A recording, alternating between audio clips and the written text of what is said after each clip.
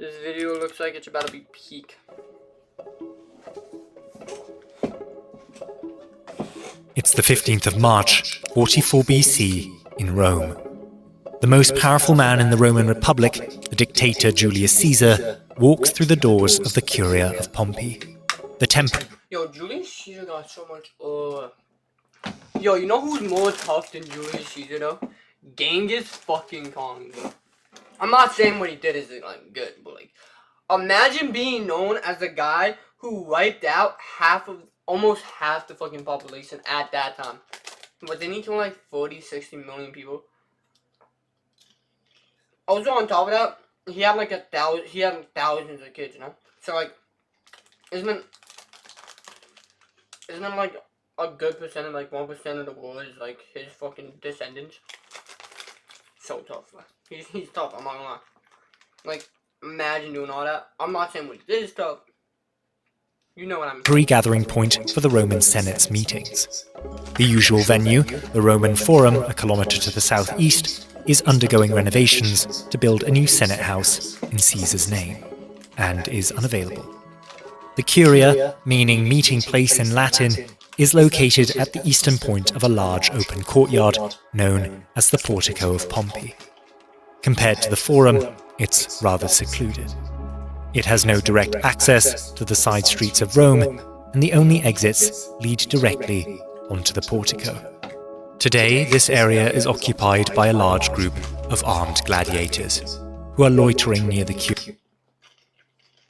Would you be a gladiator? Like, say it back then, right? Would you want to be a gladiator? Like, from what I think, it's not like, isn't it kind of like wrestling, where like some of it's kind of scripted and stuff, you know, to make it more entertaining for everyone. It's like entertainment, no? You don't die all the time as a gladiator. So like, imagine being a tough ass gladiator. Like, you don't lose, but you just fucking kill.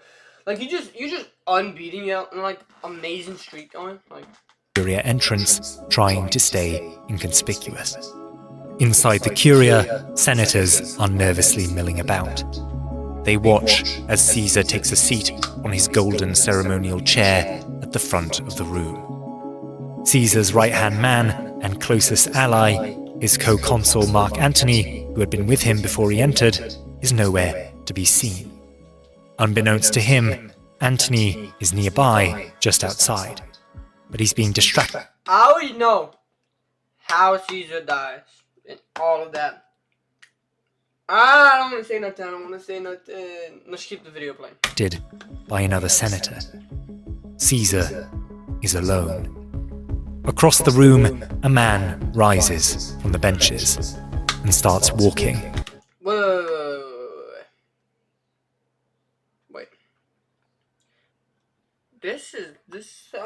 Okay, wait. I look, you don't know all the information, all the stuff, so maybe you get some new stuff in here, you know? Towards him.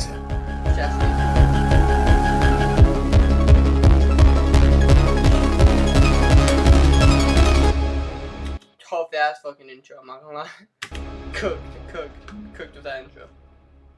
But first, this video is sponsored by Odoo. This is a toga, by the way. I'm doing this in a toga. I'm committing to the bit. The all-in-one management software that provides entrepreneurs with more than 45 apps. To understand Caesar's death, we have to understand how he got here. In the eyes of Rome's political elite, Caesar had grown too powerful. Over the course of an almost 40-year career, he reached Rome's... God, 40 years? 40, that was in what, 62 BC? Yeah, like 60 BC. Average lifespan. Oh, average life expectancy in 60 BC. Yeah, bruh, he lived so fucking long. Adults who survived childhood frequently lived. Oh, okay, maybe not. But the fact he made it to 50 or 60 is kind of crazy. Highest public office, consul. He conquered all of modern-day France and Belgium and parts of Switzerland, Germany. He didn't even die of old age. He died because he got fucking killed, bro. and the Netherlands. By all accounts, he was a military genius, and charismatic too. His armies, comprised of Roman legions, became loyal to him and only him. His many victories with them made him fabulously wealthy. Finally, he had a habit of pandering to the masses, opposing unpopular policies and presenting himself as a man of the people. He became very popular, perhaps too popular. In 49 BC, fearing Caesar was becoming larger than Rome, the Senate, alongside his chief rival, Pompey the Great, moved against him. They attempted to recall him from his campaign in Gaul and strip him of his military command, a command which gave him legal immunity under Roman law. Sensing that his enemies wished to prosecute him and curb his power on his return to the city, Caesar made a fateful decision. With a legion of soldiers in tow, he crossed the Rubicon River in northern Italy. The river marked the border between the Roman heartland and its other provinces, and by Roman law, all returning generals had to disband their armies and lay down their arms before crossing it, as to avoid internal conflict. By deliberately ignoring this, Caesar started a civil war, one that would last 4 years and span the entire republic. In March of 45 BC, he would win that civil war, having defeated Pompey the Great, the only man that could rival him in influence and wealth. This made him the undisputed most powerful man in Rome. The Senate, an institution that once sought to reduce his power and influence, elected him to the consulship a further 3 times. And finally, in February of 44 BC, granted him the title of dictator for life. We have got to the point where literally anybody can build a fully working app without knowing how to code. This is base 44. This is a... For a time before the foundation of the Roman Republic, Rome had been ruled by kings. Tyrannical, cruel. Wait. Chat, I'm not the only one seeing this, right? Kings. What the fuck? That's, 44 BC in Rome. The most powerful man in the Roman Republic, the dictator. What? Why are we all the way back here? Why are we so far back? Wait. Easy fix. I was like... He had a habit of pandering to the masses, opposing unpopular policies and presenting himself as a man of the people. He became very popular, perhaps too popular. Caesar made a fateful decision. With a legion of soldiers in tow, he crossed the Rubicon River in northern Italy. The river marked the border between the Roman heartland and its other provinces, and by Roman law, all returning generals had to disband their armies and lay down their arms before crossing it, as to avoid internal conflict. By deliberately ignoring this, Caesar started a civil war, one that would last 4 years and span the entire republic. In March of 45 BC, he would win that civil war, having defeated Pompey the Great, the only man that could rival him in influence and wealth. So he's unstoppable now. He's just unstoppable now. This made him the undisputed most powerful man in Rome. The Senate, an institution that once sought to reduce his power and influence, elected him to the consulship a further 3 times. And finally, in February of 44 BC, granted him the title of dictator for life. For a time before the foundation of the Roman Republic, Rome had been ruled by kings. Tyrannical, This was where I was. cruel kings. When the last monarch, Tarquin the Proud, was overthrown around 509 BC, the Roman people, particularly the conservative aristocracy that would end up forming most of the Senate, vowed that no king should rule Rome again. It now seemed that Caesar fancied himself a king. He began wearing opulent royal garbs and constructing statues of himself in public. His allies called for extravagant celebrations in his honor and proposed and later succeeded in changing the month of Quintilis, the month he was born, to Julius. Is that why we have July, but is July after July? He installed in the Senate a golden chair designed specifically for him, the chair upon which he sits today. Caesar had grown too powerful, and he was flaunting it. He threatened the continued existence of the Republic. If defeating him on the battlefield was impossible, his foes would have to find another way to bring him down. The men who... Piss break. I'll be back. I'm back. I'm back. Let's continue. conspired to kill Caesar, a group of about 60, are diverse in their backgrounds. To kill Caesar... The men who conspired to kill Caesar, a group of about 60... 60 people all plan on killing this guy. Oh my fuck. are diverse in their backgrounds. A few are former allies who felt their loyalty to him had not been sufficiently rewarded. Some are remnants of the Pompeian faction, the group that fought Caesar during the Civil War under Pompey the Great, a group he, perhaps foolishly, pardoned. A handful simply oppose his accumulation of power out of principle, fearing he would destroy the state's republican values. Most, however, are members of the conservative aristocracy, who profit greatly from Rome's republican form of government as they monopolize the Senate and thus oppose Caesar's centralization of power. These men had been meeting in secret for months to hatch a plan to kill him. They considered assassinating him in public on a street in Rome known as the Via Sacra. No, but with how many loyal people you have, there's only 60 of you realistically against his entire, nation. Right? That would be such a dumb move when you think about it. When you really think about it, that's such a dumb move for you guys to even attempt. Cause he's just gonna, if you kill him, bro, his fucking loyal guards are just gonna fucking destroy you. This was probably It gotta be secret. abandoned because the venue was too public. Yeah. Any ally of Caesar's, if they were nearby, Who am I put?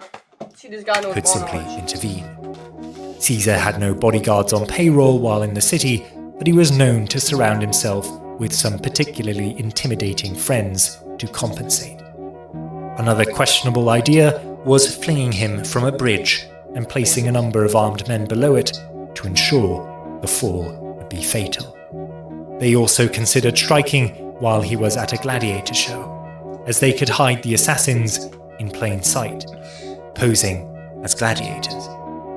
Ultimately, though, a Senate session on the 15th of March was selected to be the best time to strike. Soon after this date, Obviously, but it shouldn't be. Everyone there is basically gonna be on your side. So Caesar's in a fucking just a room packed with people who want to kill him. It's obviously gonna work out for you. Caesar would be outside of the city on a military campaign to defeat the Dacians and the Parthian Empire to Rome's east, making it far more difficult for them to reach him and allowing him to accumulate even more glory, prestige, and power. Choosing a Senate meeting made sense, too. All those present were sure to be unarmed, as it was generally prohibited to bring weapons into the Senate House, making resistance unlikely. Most of the Senate were indeed loyal to Caesar, but even his closest allies would think twice to spring to his defense when faced with a blade. Additionally, in a closed Senate meeting, Caesar could be dealt with more subtly, away from the prying eyes and ears of the public and Caesar's informal protection.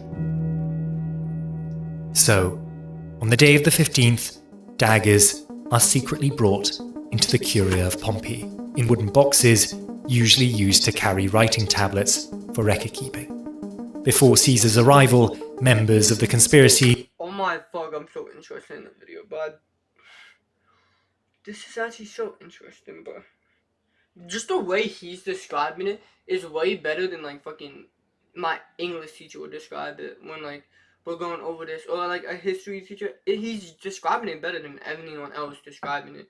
In school, he's describing it better than fucking teachers in school would describe it, because it makes you involved in the situation and actually want to like actually figure it out and learn about it by actually watching. But like the way the other ones do it, retreat. oh wait, let me scan this real quick. Let me scan this real quick. I mean, it's a cartoon. Surely it wouldn't matter, right? Leave the blades and conceal them underneath their togas. Outside the building, the conspirators deploy a group of armed gladiators to cover the Curia's exits, ensuring that Caesar won't get far should he try to escape. They are owned by the senator Decimus Brutus, a man that Caesar considers to be a close friend and ally. That's his best. Bruh. Imagine. Okay, bro, I don't care. Everyone knows how fucking Caesar died. Imagine dying to your best friend. Like, your best friend is a part of the plan to kill you. Who you think your best... Like, imagine your best friend right now. Like, imagine your best friend. You and your best friend, you guys are up right now. You both are up. Extreme amount of money. High position in power. Right? You're both on the up and up right now. And then, without your knowing, your best friends in a committee, in a group of people, meeting like multiple times to plan your death. He's in that meeting. And then he is involved in the act of killing you. By actually, like, he actually is involved in the act. He is one of the ones who is stabbing you to your death. Imagine your best friend doing that, bro. Like, I couldn't live with myself after that. Like, if you do that to your best friend, how would you live with yourself after that? And then, if your best friend did that to you, that's where you know either he was never your real friend, like he wasn't actually your friend ever, or you gone way too far. You went way too far. If your best friend is agreeing to kill you, like, nah. So A man named second in his will. A man that Caesar trusts. in his will? Oh my Caesar would not question the presence of the gladiators. I didn't know about the will thing, but oh my fuck. He's in your will and he kills you. Knowing them to be Decimuses. Surely it's like, if you have someone in your will, but that person is the person who killed you, they won't get anything from the will. Surely that has to like invalidate the will, right? No matter what the will says. Finally, when Caesar arrives with his co-consul Mark Antony, a senator by the name of Gaius Trebonius pulls him aside and begins to speak with him. Antony is a big, brawny man, and his loyalty to Caesar is without question. The conspiracy thought it wise to take him out of the equation and ensure he did not intervene in Caesar's defense. Though the conspirators originally considered murdering the both of them together, they thought the optics of killing Caesar alone would be better. It would appear like the just killing of a tyrant, and not an arbitrary massacre. The stage is now set. All that remains... This led to the fall of Rome, by the way. This led to the fall of Rome, but this actually, wait, when did Rome fall?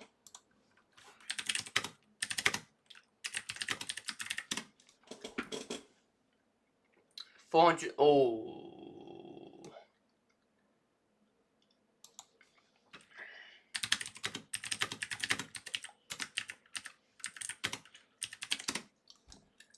Ooh, never mind. This did not lead to the fall of Rome. is for the signal to be given. That signal is Senator Tullius Cimber. As he marches towards the dictator, he exclaims loudly that Caesar should pardon his brother and return him from exile. Suddenly, dozens of other senators rise from their seats, and they too start approaching Caesar, shouting words of support for Cimber's return. I'm not gonna lie, I don't care if you're not supposed to have a weapon. If I see a fucking group of people start standing up and approaching me, all saying like fucking outlandish requests or stuff, or like trying to do stuff like that, and it's obviously that they seem like they're mad, I'm gonna get up and leave, bro. I'm gonna get up and get out of there, because obviously that's not gonna end well for me. Quest. The senators circle him like sharks in the water. Why is he still sitting in the chair? I didn't know this. I thought by now he would have gotten up and like started dipping, but why is he not trying to dip? Oh my fuck, what is... Growing ever closer, until Kimber thrusts out his fist and tears Caesar's toga down, revealing the tunic underneath. Why is he just sitting there taking it, bro? Like he's not Startled, he's not getting up, he's not trying to get away. What the fuck is he doing? Caesar recoils and shouts. Moments later, the senator Publius Casca strikes the first blow from behind, with a dagger thrust that grazes Caesar's shoulder. He rises in shock, twirls around, and allegedly stabs Casca with a pen in retaliation. But alas, the pen is not mightier than the sword. In seconds, Caesar becomes enveloped by a shroud of togas and collapses under a hail of daggers. 2 Caesar loyalists try to break through to defend him, but they are pushed back. Marcus Brutus, a leading conspirator and former Pompeian, stabs Caesar in the groin amid the frenzy. A truly humiliating blow. After inflicting 23 stab wounds, the crowd of assassins... That was unnecessary. No, a blow in the groin. That was unnecessary. Stand back and admire their work. You did that on purpose just to embarrass him, but like you did not have to do that. That was unnecessary. He already got stabbed enough now. That was a... Oh my god, imagine how bad of a death that was. He got stabbed multiple times. Multiple times, but oh, he bled out, no? He had to bled out and died of shock. That's such a bad way of dying, bro. Oh my god. The would-be king, the tyrant, is dead. In a twist of irony, Caesar would bleed out beneath a statue of his former Civil War rival, Pompey the Great. A statue he had refused to tear down. Isn't that kind of respectful though? Like, he respected the guy so much he didn't tear down his statue. That could be respect, or I could be completely off right now. I don't really know much about like the Roman history like that. Caesar should have seen it coming. According to classical sources, a month before his demise in February of 44 BC, he visited a fortune teller by the name of Spurina. He brought to her an animal to be sacrificed, and it is said that on the altar she could not find its heart in its chest cavity. Seeing this as a bad omen, she warned Caesar his life was in danger. The next day, when he returned again with a different sacrifice, she was unable to find part of its liver. From the entrails of the animal, she divined that Caesar... But that has to be fake. No way she predicted that like accurately, that he was actually in danger. Maybe she was in on it. No way she would know, what? Would come to great harm on the Ides of March, Doesn't make sense. otherwise known as the 15th. How does she know? But she had to have been in on it. Like that's why I don't get how she knew that. The midpoint of the month. But that wasn't all. The Roman historian Plutarch tells us that on the day before the 15th, Caesar and a fellow senator began discussing the best way to die. To which Caesar responded, quote, "A death which is unexpected." Ominously, later that evening, when he and his wife Calpurnia were asleep, the windows and doors of their bedchamber flew open simultaneously, rousing Caesar from his slumber. Yo, bro, I'm getting all these signs. Like, some lady told me on the 15th of March I'm gonna die. Or like some type of harm is gonna come to me. Then fucking, I'm talking about, then the day before I'm talking about how, like, unexpected death, probably really best death. And then on top of that, I'm fucking asleep and then my windows and doors just open.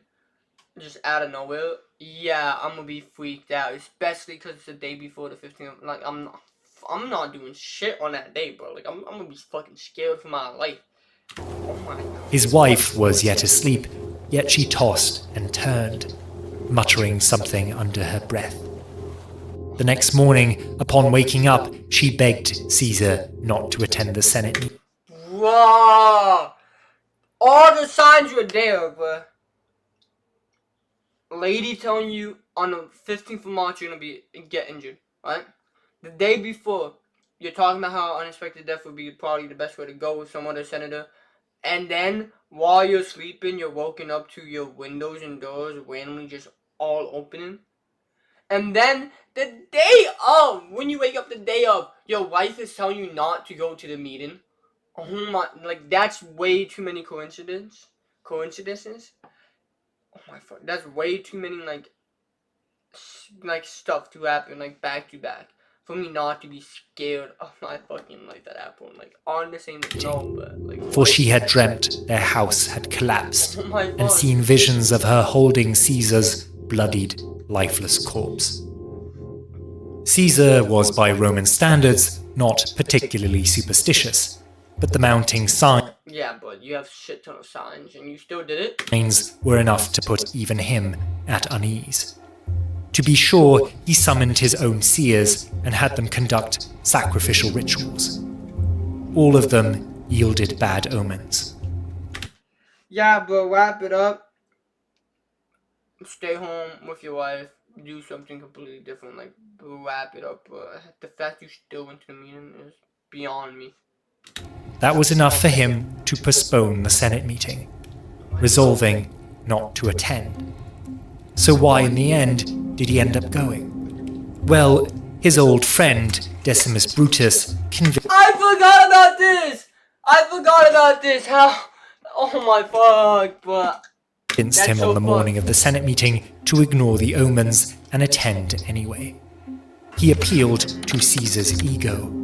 Would it not appear improper and above all ridiculous or cowardly if Caesar did not show his face at a session he summoned merely on the grounds of superstition? What would that sort of superstition, bro. I'm not going to that. I don't care if my reputation takes a hit. behavior do to his reputation? So he went, and on his way to the Curia of Pompey, he was stopped by a man on the street. The man handed him a scroll and urged him to read it immediately, claiming it concerned him.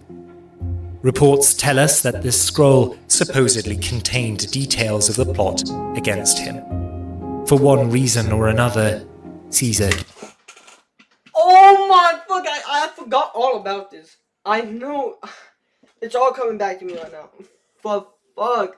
Caesar's a dumbass, bro. Why wouldn't you read it, bro? Just read it. If someone says, oh, this concerns you, there's nothing stopping you from taking time out of your day just to read it real quick, but right there. Like, did not read it and walked directly into the lion's den. Caesar's death would...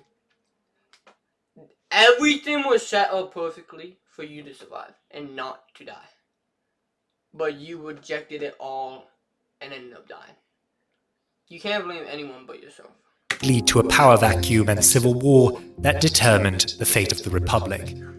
Caesar's adoptive son, Octavian, and his former consul, Mark Antony, would form an alliance with one of Caesar's most trusted generals, Marcus Lepidus.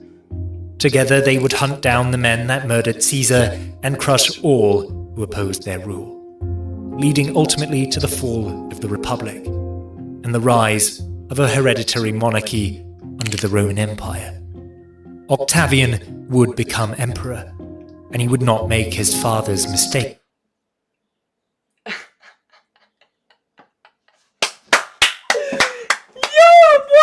They did all of this to kill Caesar because they loved the Republican part and wanted to keep the Republican part of Rome. Just for them killing Caesar to make it so it became a fucking monarchy. But oh my fuck, the thing they didn't want to happen happened because they fucking killed Caesar. Which is the funniest thing. It's the funniest thing. It's the funniest thing. Caesar pardoned many of his enemies, even promoted them, and gave them honors. Where others would have destroyed every trace of Pompey, Caesar elected to keep his statues up as a show of grace. His mercy might have killed him, and it might mean that the last thing that Caesar ever saw while he was dying in a pool of his own blood was a statue of Pompey, staring down at him mockingly. Caesar treated his foes too kindly, and flaunted his power too brazenly. making him a man that people hated, not necessarily a man that they feared. In the words of the historian John Balston, if an authoritarian government was to be established successfully in the Republic's place, it must not be, like Caesar's, an inconsiderate, careless and frank authoritarianism.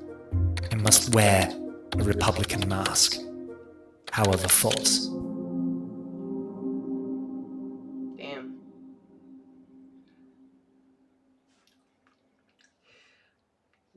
That was a good ass video, bud. That was such a good ass video. Oh my fuck, that was a good ass video.